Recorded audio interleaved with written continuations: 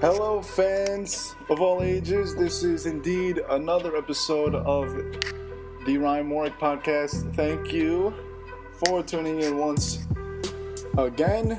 January 24th, 2015. Big snowstorm hit the Northeast last night, so hope you all are staying inside and staying warm. I'll tell you what, I wish I was in Arizona right now, where the Super Bowl is. Nice warm weather, festivities going on probably for the next 2 weeks up until the Super Bowl. But before we get into next week's matchup, I have to talk about Deflategate. Before I give you my opinions on what should happen, the Patriots won 45-7. They were not, that ball, whatever balls were being used, had little to no effect on the game. The Patriots would have won fair and square no matter what. Dwayne Allen said it, and I think I speak for almost everyone when I say that the ball and how much air was in the ball had almost no effect on the game. Now that that's out of the way, no, the NFL is not going to suspend the Patriots for the Super Bowl. It's not like they're going to give them an automatic forfeit. The Super Bowl is the highest rated show, I guess, the highest rated event in America every year. No, without contest. And this Super Bowl, Seahawks-Patriots, it's going to be the highest rated Super Bowl of all time. I can guarantee it. Like I said before, the ball did not have a big outcome on the game. It was 45-7. A deflated ball is not responsible for 38 points. But the NFL has to hit Belichick, Robert Kraft. They have to hit the Patriots with something. My opinion, if I were the commissioner, Belichick's gone for a year, and I think the Patriots get a playoff ban for a year or two. This is not the first time they have gotten busted. They got busted with Spygate a while back. I think this is a lot worse than that, but the NFL hit them with a quote-unquote maximum fine of $500,000, which for them is pocket money. This isn't the first time they've cheated. They are repeat offenders, and it's a disgrace to sports. It's a disgrace to the NFL and football. You have guys taking steroids, going against the drug policy. We have domestic abusers, we have this, we have that. But this is a form of cheating that has to do with the equipment on the football field. This is in-game stuff we're talking about. This is not anything that happens off the field, in the locker room, at the players' houses. This is on the field. This was in-game. People say, oh, the Colts use deflated balls also. But the thing is, the Colts had no idea they were playing with deflated balls. Yes, deflated balls are easier for the quarterback to throw. They're easier for ball carriers to handle the ball.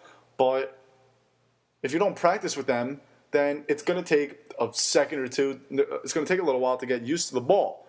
The Patriots, you naturally assume that they have been practicing with these balls all week and some. The Colts were probably practicing with regular inflated footballs. Yes, they were using the balls. Both teams were using deflated balls. But the fact of the matter is that the Patriots more than likely practiced with them all week. If somehow, some way, it's proven that the ball boys themselves were the only people to know about the deflated balls, if no one came up to them and they said, hey, let's mess around with these balls, or if they just got lazy on their job, then get rid of them, ban them from the NFL for however long. But odds are it wasn't just that. Odds are Belichick said something. Odds are, I'm not saying that he did, but Tom Brady might be guilty. And don't get me wrong, Tom Brady is a great quarterback, with deflated balls or not. Arguably the greatest of all time. But you got to hit at least, don't necessarily hit Brady with anything. I mean, they do give the footballs to the quarterback, before each and every game, but it all starts out with the coach, and maybe the owner, and maybe the GM. And that's Belichick, who has been busted before. Belichick was the one that got fined $500,000 for Spygate, and I think he has to get punished again. Heavier and a lot harder. The NCAA gives playoff bans for football teams all the time. Look at UConn. Remember Shabazz Napier? That's what happens when you ban us. They do it in the NCAA all the time. Maybe the NFL has to step up. Because, quite frankly, a fine is not going to show anything. The Belichick or whoever gets fined is just going to pay the fine, and that's it. You have to hit them hard. You have to suspend them. You have to ban them. Taking away draft picks, they're the New England Patriots. Unless your name is Tom Brady, a 3rd, 4th, 5th, 6th, 7th round pick means almost nothing. The Patriots will be fine without a 3rd round pick or for whatever. I think they will be just fine without those draft picks. They are in the Super Bowl, for crying out loud. They went 12-4. They're going to be fine without their draft picks. Hit them harder than giving them a draft pick or giving them a fine. You got to suspend Belichick, maybe Kraft, maybe Tom Brady, and you got to get rid of them for the playoffs for at least a year. Some people were saying to give them a couple losses in the beginning of next year. But then how do you decide who wins those games? Because some teams are going to get a free win, some teams aren't. That's a little unfair. That's why I say 0-16. Boom. Right there. Or don't even go 0-16. Just give them a playoff ban. Ohio State would have been top 5 for the last 2-3 years if they weren't banned. Do you think the Patriots would have fun leading the AFC East and actually being eliminated from playoff contention? That is the worst punishment you can get, and I think that is going to send a message to the Patriots. They need to stop cheating because a fine is not going to cut it.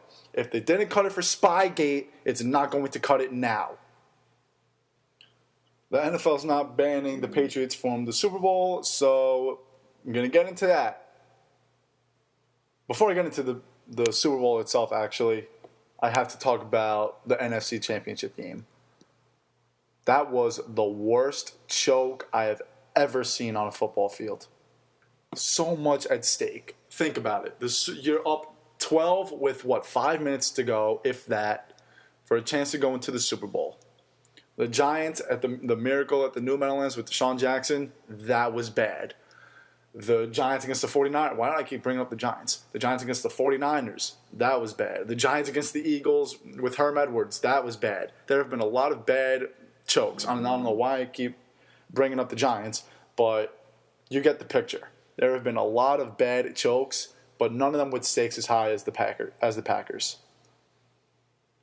You can't blame Aaron Rodgers. The guy couldn't move. You know who's at fault? Not the tight end who didn't catch the onside kick. Sure, he should have went up with his hands close to each other instead of 4 feet away from each other, and the ball wouldn't have hit him in the face. But the defense cracked. The Packers have never had a good defense, but you can't play defense for 55 minutes and then expect that you're going to win. The game is never over until it hits triple zeros. And the Seahawks fans that left early, I hope you learned your lesson. I learned my lesson when Aaron Boone hit his walk-off home run. I fell asleep in the 5th inning. I thought I was 8 years old. I said, there's no way they're winning this game. And I missed the greatest moment in Yankee history, arguably. So don't leave a game early. Trust me, you will regret every single one. You can't blame the defense in overtime. I mean, Russell Wilson, those 2 balls that he threw were dimes. They were unbelievable. And the fact that they were back-to-back, awesome. Russell Wilson is one heck of a playmaker. It's unbelievable. But that 2-point conversion, that was the biggest joke. Russell Wilson ran back 90 yards, threw it off his back foot, and no one could make a play on that ball. All you got to do is knock it down. That was unbelievable. That was terrible. That was terrible. That was terrible. I don't blame them for not getting the onside kick. Because onside kicks When that ball is going sky high, that ball can go anywhere. Onside kicks are, I think, most of the time when I see an onside kick go way up in the air, a lot of times I see it go to the kicking team. So don't blame that. I can't remember his name. Don't blame that guy. Blame the defense for not making a play when Russell Wilson's thrown 40 yards across the field on his back foot on a 2-point conversion.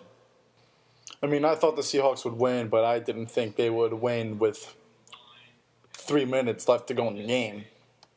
So anyway, Seahawks Patriots. I've been saying this since before training camp even started. I said that if it were the Seahawks and Packers, whatever team had home field advantage, they would make the Super Bowl. And I think the Patriots were just, I mean, they're phenomenal. They're a dynasty, whether they cheat or not. They're awesome. They're great. I think we're going to see a repeat on Sunday. I think defense took down a phenomenal offense last year. I've always said that defense wins championships. And if we saw that last year, why would I change my mind this year? The Seahawks are on another level than everyone else, even the Patriots. The Patriots are undoubtedly the best team in the AFC, but the Seahawks are undoubtedly the best team in the NFL. I'm not expecting a blowout again. No one expected a blowout last year. I don't think the first play of the game is going to be a safety, and I don't think that play is going to make that much of a statement on the rest of the game, just like last year. I'm expecting a close game, as I do every Super Bowl. The line's a pick. It's a pick. How many times do you see that? Not very often. Not even a half a point, 1 point spread. Straight up pick them. If the Seahawks blow out the Patriots like they did the Broncos last year, then the Seahawks are undoubtedly they're probably top 5 teams ever.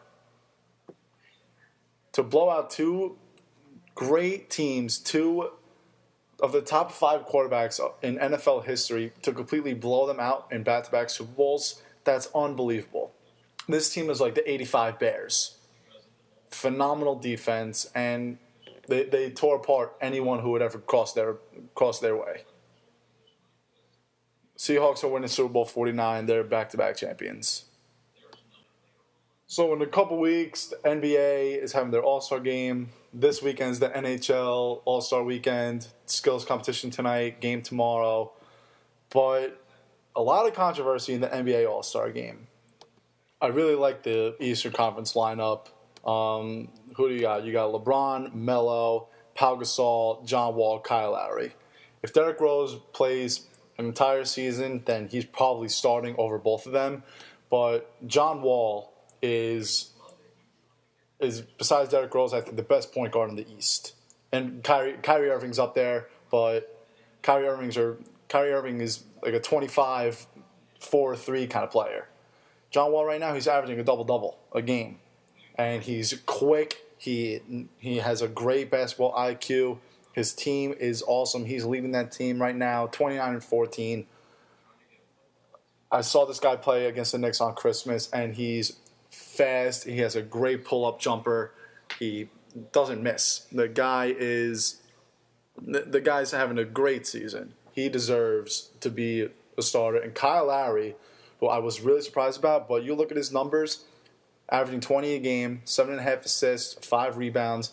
This guy is another great player. Toronto has great chemistry, and this guy is one of the main reasons why. I mean, this guy definitely deserves to be the starting for the All-Star game. Excuse me. We all know LeBron was going to make it. We all knew Melo was going to make it. Pau Gasol, without a doubt, best big man in the East. But the West, Stephen Curry, who outdid LeBron in the All-Star voting, and rightfully so. Anthony Davis, incredible, becoming a top 5 player rapidly. Blake Griffin, Marc Gasol, and Kobe. Now, Kobe tore his rotator cuff. He's out for the season, so he's obviously not going to play. You assume James Harden's probably going to take his spot. but James Harden should have taken his spot anyway. James Harden leads the league in points per game. He has 7 assists and 5.5 rebounds a game. The guy can drive. He's quick. He can shoot.